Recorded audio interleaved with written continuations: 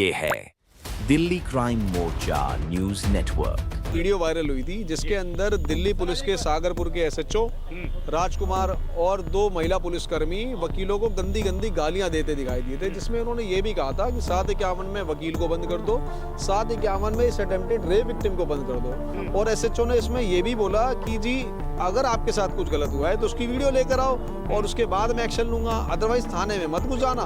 थाने में घुसोगे तो आपके लिए अच्छा नहीं होगा। अगर आप वकील को थाने के अंदर घुसने से रोकोगे तो कोर्ट में आपको भी आना है। अगर आप वकीलों के साथ मार पिटाई करोगे तो मार पिटाई वकील भी कर सकते हैं। हमें कानून प्रशासन और न्याय प्रणाली पे भी इतना भरोसा है कि जो फैसला इनके सीनियर ऑफिसर लिखते वक्त सोच नहीं रहे हैं कि ये फैसला लिखा जाना चाहिए, इनकी कलम तोड़ने का काम दिल्ली हाई कोर्ट के जजेस करेंगे, न्याय प्रणाली करेगी और इनको जो सजा बनती है इनके खिलाफ वो इनके खिलाफ ऑर्डर पास हुई। सिर्फ धोखा देने का काम किया है प्रशासन ने, सरकार ने और एसएचओ समेत जितने भी लोग थे, ये इनकी आपसी रजामंदी से की गई कार्रवाई थी। वकीलों को गाली देने का मतलब अपने आप में जुडिशरी को गाली देना है, क्योंकि बार और बेंच मिलकर के ही जुडिशरी का निर्माण करती हैं। तो इसलिए ये जो गाली दी गई है ये जुडिशरी को डायरेक्ट गाली गई है, और जुडिशरी को गाली दी गई है तो ये संविधान को गाली दी गई है, और संविधान को गाली दी तो इसका अर्थ ये हुआ कि वो खुद गवर्नमेंट को गाली दे रहे हैं। और ये पुलिस नहीं, गुंडा है, गुंडा।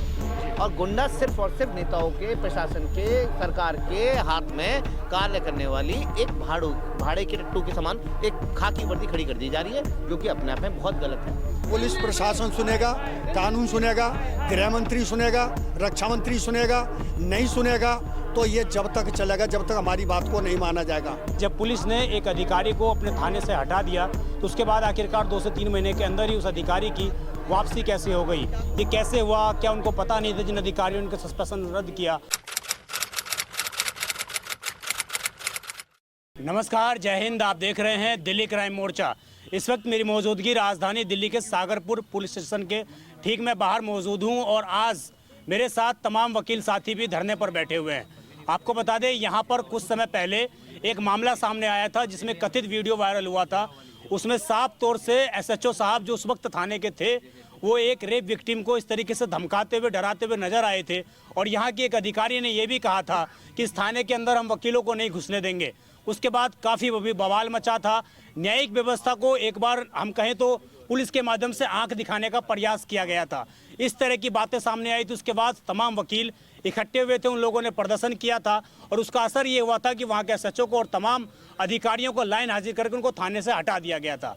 आपको जानकर हैरानी होगी कि आज फिर से ये लोग प्रोटेस्ट करने के लिए बैठ चुके हैं। उसकी वजह यह है कि जिन अधिकारियों को लाइन हाजिर किया गया था या उनको हटाया गया था, उनको जो उसमें सर्वोच्च पद पर तैनात एसएचओ साहब, उनको दोबारा यहाँ पर बिठा दिया गया है। मैं आपको तस्वीरें दिखाऊं मेरे पीछे तो तमाम लोग आप देखेंगे कि गद्दा लगाकर बाकायदा पूरा हम कहें तो ये लोग विरोध प्रदर्शन में बैठ गए कि हम लोग बिल्कुल भी जब तक यहाँ से नहीं हिलेंगे जब तक हमें इंसाफ नहीं मिलेगा। आइए कुछ साथियों से बात करते हैं, जानते हैं कुछ वकीलों से कि आखिरकार पूरा मामला क्या है और क्या इनकी राय है। क्या नाम है सर आपका? प्रवीण नारायण। प्रवीण जी, आप लोग पहले भी यहाँ पर बैठे थे और आज फिर से बैठे हैं। पूरा मामला क्या था उस टाइम पे, ये बताइए जरा। पूरा मामला दिल्ली पुलिस द्वारा वकीलों का अपमान करना और एक अटेम्प्टेड रेप विक्टिम को धमकाना और उसको इस चीज़ से रोकना कि भाई वो लीगल असिस्टेंस ना ले ले और उसकी कंप्लेंट को दबाना, इस चीज़ से जुड़ा हुआ मैटर है।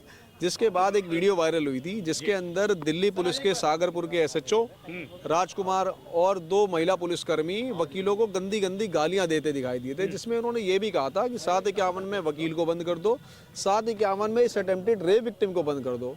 और एसएचओ ने इसमें ये भी बोला कि जी अगर आपके साथ कुछ गलत हुआ है तो उसकी वीडियो लेकर आओ और उसके बाद मैं एक्शन लूंगा, अदरवाइज थाने में मत घुस जाना। थाने में घुसोगे तो आपके लिए अच्छा नहीं होगा। वकीलों को भी धमकी दी गई थी। वकीलों को तो ये तक बोला इन्होंने कि जी अगर हमारा संतरी चाले तो हम थाने के अंदर नहीं घुसने देंगे। लेकिन ये बात बताने की जरूरत है कि आपका संतरी चाले चाहे कोई चाले, हम आपसे मिलने भी आएंगे, आपके थाने में भी आएंगे, लेकिन कानून के दायरे के अंदर रह करके काम करेंगे। और यही आपको भी समझने की जरूरत है। अगर आप वकील को थाने के अंदर घुसने से रोकोगे तो कोर्ट में आपको भी आना है। अगर आप वकीलों के साथ मार पिटाई करोगे तो मार पिटाई वकील भी कर सकते हैं, लेकिन आप वहाँ तक चीज़ें नहीं जाने दीजिए। आप चीज़ों को जितने प्यार से, जितना समन्वय से हो सकती हैं उतने चीज़ें करें। लॉ एंड ऑर्डर को मेंटेन करने की कोशिश करें यही हमारा मुद्दा है, इसके अलावा हमारा मुद्दा कुछ नहीं है। आज आप लोग बैठे हैं, कितने बजे से यहाँ पर बैठे हैं और क्या अधिकारियों से मुलाकात हो पाई आपकी? अधिकारी अपने आप आ रहे हैं, अधिकारी आ जाएंगे, अधिकारी कहीं नहीं गए हैं, लेकिन भागे तो सिर्फ यहाँ से एसएचओ भाग गए हैं। आप ये देखिए कि इन वकील भाइयों की इतनी ताकत है कि अभी तो हमने बात करनी स्टार्ट नहीं करी है, उससे पहले एसएचओ यहाँ से भाग गए। और आप ये देखिए कि डीसीपी साउथ वेस्ट का एक ये ऑर्डर है, इस ऑर्डर के अंदर मल्टीपल ऑफिसर्स का तबादले यहाँ से कर दिए गए। इसी के अंदर लगभग 22 ऐसे ऑफिसर है जिनको सागरपुर थाने से तबादला कर दिया गया। लेकिन आप ये देखिए 18 मार्च का जिस काले ऑर्डर से सबको यहाँ से हटा दिया गया, लेकिन ऐसे ऑफिसर जो इतने गैर जिम्मेदार हैं, इतने ज़्यादा बदतमीजी करते हैं, वो उन ऑफिसर की बहाली करके वापस सागरपुर में बिठा दिया। कौन कौन है, इनके नाम मालूम है आपको? आप ये देखिए डीसीपी के ऑर्डर के हैं ये तो, और जो इंटरनल इंक्वायरी हुई, जिस इंटरनल इंक्वायरी को प्राइमरी रख करके इंटरनल इंक्वायरी में एसएचओ को बहाली दी गई और विजिलेंस की इंक्वायरी को साइड में पटक दिया गया, ठंडे बस्ते में डाल दिया गया। उसके बाद आप ये देखिए एसएचओ यहाँ पे बैठे हैं वापस, और एसएचओ को बैठाने का जो ये ऑर्डर है एक तरीके का ऐसा है, पहले लाइन हाजिर करो यानी छुट्टी पे भेज दो और फिर से बिठा दो ताकि फिर से हौसला आ जाए, फिर से किसी वकील को गाली दे दो, फिर से किसी अटेम्प्टेड रेप विक्टिम से आप वीडियो मांग लो। सोचने वाली बात यह है कि आप कानून से बंधे हैं, हम कानून से बंधे हैं, लेकिन कानून का पालन आप नहीं करना जान रहे हैं। आप खाकी वर्दी पहन करके अपने आप को गुंडा मान बैठे हैं। आप अपने आप को ये सोचते हैं कि कोई जवाब मांगने आएगा तो उनको हम तोड़ मरोड़ देंगे, आप उनकी आवाज़ें दबा देंगे। लेकिन आप ये ध्यान रखिए कि ये वकीलों की आवाज़ें दबती नहीं है, जितना आप दबाने की कोशिश करोगे उतनी उठती है और ये दूर तक जाती है। आप लोगों का प्रदर्शन कितने दिन तक रहेगा अगर लोग नहीं चीजें सुलझती हैं? हमारा प्रदर्शन तो चलता रहेगा और अनिश्चित काल तक रहेगा। और असली बात यह है कि हम अपनी लड़ाई कोर्ट में भी लड़ रहे हैं, हम रिट के माध्यम से भी लड़ रहे हैं। हमें कानून प्रशासन और न्याय प्रणाली पे भी इतना भरोसा है कि जो फैसला इनके सीनियर ऑफिसर लिखते वक्त सोच नहीं रहे हैं कि ये फैसला लिखा जाना चाहिए, इनकी कलम तोड़ने का काम दिल्ली हाई कोर्ट के जजेस करेंगे, न्याय प्रणाली करेगी, और इनको जो सजा बनती है इनके खिलाफ वो इनके खिलाफ ऑर्डर पास होंगे। कौन कौन सी बार आप इसमें शामिल है प्रोटेस्ट में? एक्चुअल में ये सिर्फ एक बार का मैटर नहीं है, ये वकीलों से जुड़ा मैटर है। तो ये दिल्ली नहीं, दिल्ली के अलग और भी राज्य हैं जहाँ पर ऐसी वकीलों के साथ दिल्ली पुलिस क्लैश कर रही है या उनके राज्यों की पुलिस क्लैश कर रही है। तो ये सिर्फ और सिर्फ वकीलों से जुड़ा मैटर है। तो इसमें जो एक तरीके से समर्थन है वो दिल्ली की सारी जिला अदालत का भी है, हमारे सुप्रीम कोर्ट के भी कुछ वकील हैं, उनसे भी हमारी बात हुई, हाई कोर्ट के भी हमारे साथी हैं, बहुत लोग साथ हैं। तो मेरा ऐसे इंडिविजुअली किसी का कहना गलत बात होगी। मुझे लगता है कि पूरी दिल्ली की जो जितनी भी कौम है वकीलों की, ये सभी लोग साथ हैं। और आप ये देख भी रहे होंगे यहाँ पे जो लोग बैठे हैं ये सभी अलग अलग कोर्ट के भाई बैठे हैं, मेरे बहनें बैठी हमारी, और हम सभी इस मुद्दे को लेकर के आगे तक लड़ाई लड़ने के मूड से बैठे हैं। जी, तो ये जो सर पूरा प्रकरण सामने आया है, आप लोगों को भी इस चीज़ का आश्चर्य होगा कि पहले तो हमने प्रोटेस्ट किया, थाना हमने घेरा, तो उसके बाद सारी चीज़ें समझा ली गई, सारी चीज़ें कंट्रोल कर ली गई, फिर अचानक क्या ऐसी वजह रही कि इनको वापस भेज दिया गया? क्या उनको वकीलों का जिस तरीके का बनाया जाता है माहौल, वो चीज़ें नहीं कामयाब हो पाई, या उसके पीछे की और कोई वजह मानते हैं आप? आपने एक साथ कई सारे सवाल पूछ लिए और सबसे पहला तो एक जवाब अपने सवालों का आपने खुद ही दे दिया कि ये सब कंट्रोल कर लिया गया था, और कंट्रोल करने की नीयत से ये अपने आप में एक आई वॉश था। सिर्फ धोखा देने का काम किया है प्रशासन ने, सरकार ने, और एसएचओ समेत जितने भी लोग थे, ये इनकी आपसी रजामंदी से की गई कार्रवाई थी, जो कि अब फीकी पड़ती नजर आ रही है। इन्होंने जो भी किया ये सिर्फ और सिर्फ दिखावा था, छलावा था, और अब सब कुछ क्लियर है कि ये लोग जानबूझ करके ऊपर से ही निहित तरीके से सारा कुछ करते आ रहे हैं। यदि ऐसा नहीं होता तो एक एसएचओ की इतनी को भी इसमें मान रहे हैं? निश्चित तौर पे कमिश्नर साहब भी इसमें शामिल हो सकते हैं। अगर एक एसएचओ की इतनी औकात हो गई कि उसको वापस उसी जगह पे और ऐसे प्रकरण के बाद बहाल किया जा रहा है, ये अपने आप में बहुत गलत है। और वो भी तब जब उसने अपने आप में संविधान के ऊपर सवाल खड़े कर दिए हों, वो भी तब जब उसने खुद कानून के ऊपर सवाल खड़े कर दिए हों, चाहे उन्होंने वकीलों को गाली दी हो। वकीलों को गाली देने का मतलब अपने आप में जुडिशरी को गाली देना है, क्योंकि बार और बेंच मिलकर के ही जुडिशरी का निर्माण करती हैं। तो इसलिए ये जो गाली दी गई है ये जुडिशरी को डायरेक्ट गाली गई है, और जुडिशरी को गाली दी गई है तो ये संविधान को गाली दी गई है, और संविधान को गाली दी तो इसका अर्थ ये हुआ कि वो खुद गवर्नमेंट को गाली दे रहे हैं, और गवर्नमेंट के कुछ नुमाइंदे इस बात को लीपापोती करके जनता को दूसरे तरीके से दिखाने की कोशिश कर रहे हैं कि हम ही हैं अब जो भी हैं, कानून नहीं है कहीं से कहीं तक भी, जंगल राज चलेगा। कुछ 2 दिन पहले की घटना है, उत्तम नगर में भी एक ऐसा ही वाकया समझ में आया, जहाँ पे आपने भी देखा होगा पत्रकारों के साथ भी इन्होंने ये बदतमीजी की है। ये तो हर जगह हर किसी के साथ अब ऐसा करेंगे, मनमाने रूप से करेंगे, तो ये पुलिस नहीं गुंडा है, गुंडा। और गुंडा सिर्फ और सिर्फ नेताओं के, प्रशासन के, सरकार के हाथ में कार्य करने वाली एक भाड़े के टट्टू के समान एक खाकी वर्दी खड़ी कर दी जा रही है, जो कि अपने आप में बहुत गलत है। अब इन सब के खिलाफ अगर कोई मजबूती से खड़ा है, सरकार के खिलाफ अपोजिशन लगभग खत्म हो चुका है, हम सब जानते हैं।